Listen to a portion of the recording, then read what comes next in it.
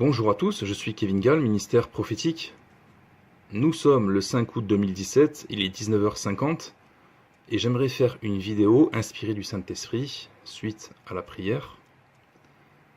En ce qui concerne la parole de Dieu adressée à ceux qui détruisent la terre. Donc nous pouvons voir dans Apocalypse chapitre 11 verset 18 « Les nations se sont irritées, et ta colère est venue, et le temps est venu de juger les morts, de récompenser tes serviteurs, les prophètes, les saints, et ceux qui craignent ton nom, les petits et les grands, et de détruire ceux qui détruisent la terre. » Donc il y a véritablement une prophétie et une promesse de Dieu adressée à ceux qui détruisent la terre, à ceux qui font du mal à la terre, à ceux qui nuisent à la terre, tout simplement parce que Dieu aime sa création, ses créatures certes, mais également sa création tout entière, l'œuvre de ses mains. Il faut donc respecter l'environnement, il faut respecter la faune, la flore, et non saccager, ravager, dépouiller, détruire, anéantir, et commettre toutes sortes de crimes contre le Seigneur en s'attaquant à des créatures ou à la création tout entière. Vous savez qu'à l'heure actuelle, dans le domaine politique, vous avez des alarmes qui sonnent concernant la Terre, concernant ses ressources, concernant la pollution de l'air, de la terre, de l'eau. Et on voit bien et on sait bien les conséquences que la pollution a sur la faune et sur la flore. Et cela ne va pas pour notre bien-être, bien au contraire, cela va dans le sens de notre propre destruction. Ce n'est pas le Saint-Esprit qui encourage les hommes et qui pousse les hommes à détruire la terre, à allumer des incendies gigantesques concernant les pyromanes, mais c'est bien l'œuvre des démons. Pareil pour la pollution de l'air avec des épandages. Pareil avec la pollution de la terre par tout ce qui est l'agriculture chimique. Pareil pour les eaux, pareil pour la radioactivité, pareil pour le pétrole. Bref, vous avez de multiples moyens de polluer la terre à l'heure actuelle. Et tout ça, bien évidemment, Dieu s'irrite. Dieu en est aussi affligé. De même, Dieu nous appelle également à respecter et à protéger les animaux, et non à manifester de la cruauté, de la sauvagerie à leur égard, et même d'une manière gratuite. Dieu ne s'est jamais plu de demander aux hommes et aux Israélites d'exercer des sacrifices pour expier les péchés. Cela n'a jamais plu à Dieu de sacrifier des animaux à la place des pécheurs pour expier les péchés. Mais c'était des sacrifices de culpabilité pour faire prendre conscience que le péché est grave, que le salaire du péché c'est la mort et qu'il faut bien que quelqu'un paye la dette du péché. Il y a beaucoup trop de cruauté à l'heure actuelle à l'égard des animaux.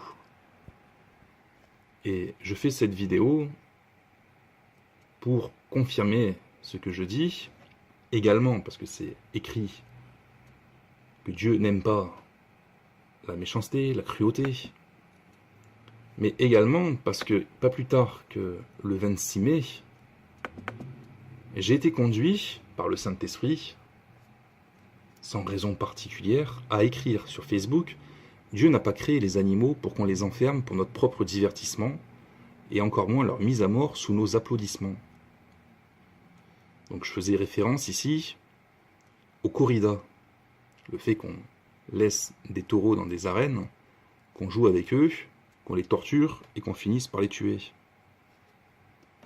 Et comme par hasard, alors que nous avons prié pour ça, que certains ont prié, par réflexe, suite à la lecture de ce message, 2 semaines après, à peu près, il y a eu le décès d'un toréador qui a fait couler beaucoup d'encre dans les médias. Et le 20 juin, on a eu un article. La corrida est radiée du patrimoine culturel de France. Yes. Et j'avais commenté en disant: je reconnais que Dieu entend nos prières. Parce que moi, personnellement, j'avais prié pour que Dieu fasse quelque chose par rapport à ça. Parce que c'est quand même démoniaque de jouer, de s'amuser, de se divertir et d'applaudir, de voir des taureaux être mis à mort pour le divertissement des hommes. Comme si est-ce qu'il n'y avait pas autre chose à faire que de se livrer à de telles pratiques. Et si vous tapez sur Internet à l'heure actuelle, on voit qu'il y a maintenant des lois restrictives contre les corridas dans beaucoup d'endroits. En France, mais pas seulement, on voit qu'à l'heure actuelle, la corrida perd en divertissement, en popularité, mais au contraire, beaucoup d'hommes s'offusquent, s'irritent contre ce sport qui n'est pas un sport, mais qui est tout simplement une abomination devant Dieu. Ceci n'est qu'un exemple. Je suis convaincu que Dieu a averti par son Saint-Esprit en donnant des exhortations qui sont ce qu'elles sont, mais au moment où j'avais réceptionné ça par le Saint-Esprit, il y avait de l'irritation, ça venait de Dieu. Et je pense effectivement que Dieu annonçait par là qu'il allait juger les hommes qui commettent de telles cruautés. Et là, je pense que c'est ce qu'il s'est passé. Dieu, en voulant faire arrêter ce genre de choses, il a permis qu'un homme soit tué par un animal. Au mois de juin.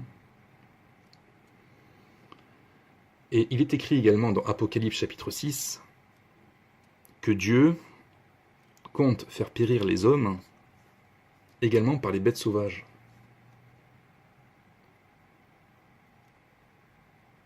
Je pense que ce sera également le moyen pour Dieu d'exercer sa vengeance à l'égard des hommes qui maltraitent les animaux, en plus du fait de commettre toutes sortes d'abominations et de péchés sur la terre.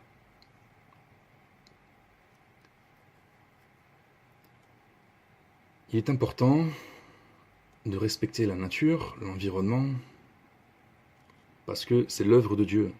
Ça fait partie des merveilles de Dieu.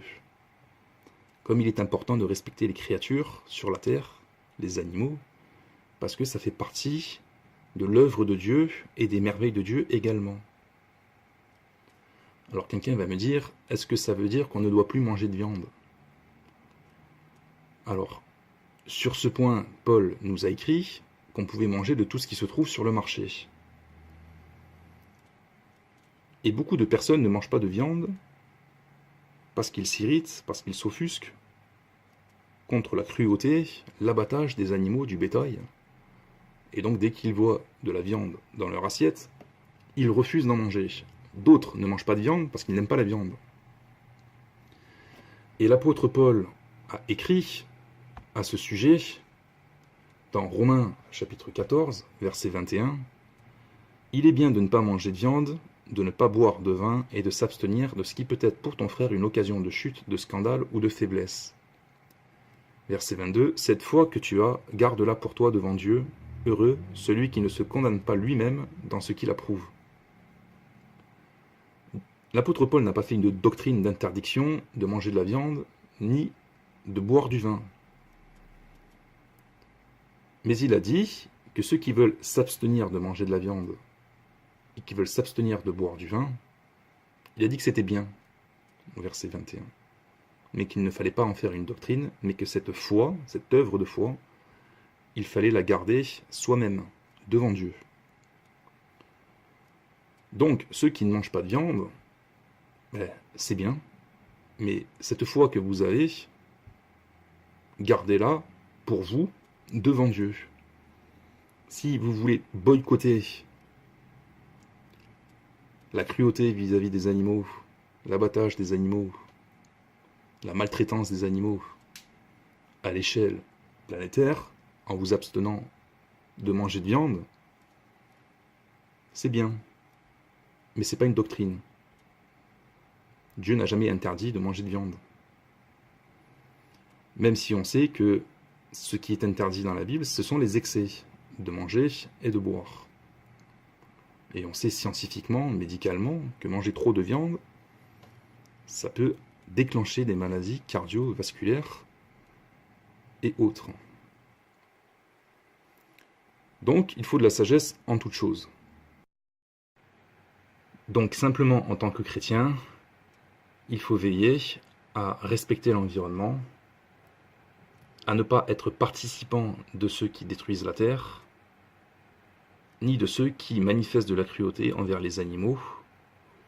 Au contraire, il faut veiller à respecter et à protéger ce que Dieu a créé avec joie, quand il a dit et quand il a vu que c'était bon, il l'a justifié, il l'a béni, en disant que c'était bon. Satan détruit la terre, Satan s'attaque à ce que Dieu aime,